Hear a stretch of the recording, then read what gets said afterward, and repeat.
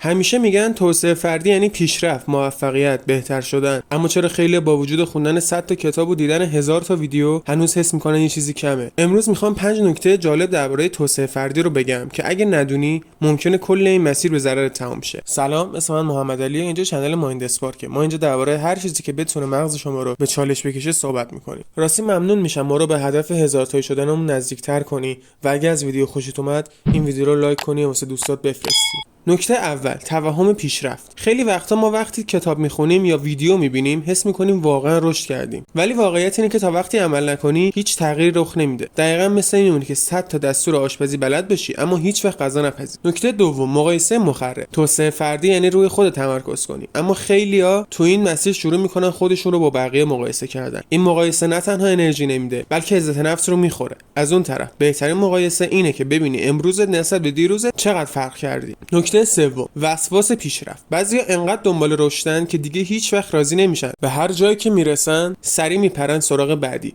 ولی اینجوری هیچ وقت احساس رضایت نمیکنی و همیشه درگیر کمبود میمونی. گاهی لازمه وایسی، نفس بکشی و به خودت بگی من همین الانم یه جایی رسیدم. نکته چهارم، ذهنیت رشد. میگه دو مدل ذهن داری، ذهنیت ثابت و ذهنیت رشد. کسی که ذهنیت ثابت داره فکر میکنه من همینی هستم که هستم، تغییر نمیکنم. اما ذهنیت رشد میگه من میتونم یاد بگیرم و بهتر بشم. و دقیقاً همین تفاوت باعث میشه که بعضیا پیشرفت کنن و بعضیا جا بزنن. نکته پنجم، تعادل توی توسعه فردی. خیلی‌ها فکر میکنن توسعه فردی یعنی فقط کار و تلاش و هدف، اما اگه روابطت، سلامتت یا آرامش ذهنت قربانی بشه این پیشرفت دیگه ارزش نداره. توسعه فردی واقعی یعنی توی همه بخش‌های زندگی رشد کنی، نه فقط یه قسمت. اگه بخوام کلی بگم فقط دونستن کافی نیست. مقایسه سالم داشته باش، وسواس نداشته باش، با ذهنیت رشد جلو برو، تعادل رو یادت نره. توسعه فردی یه ماراتونه، نه دوی سرعت.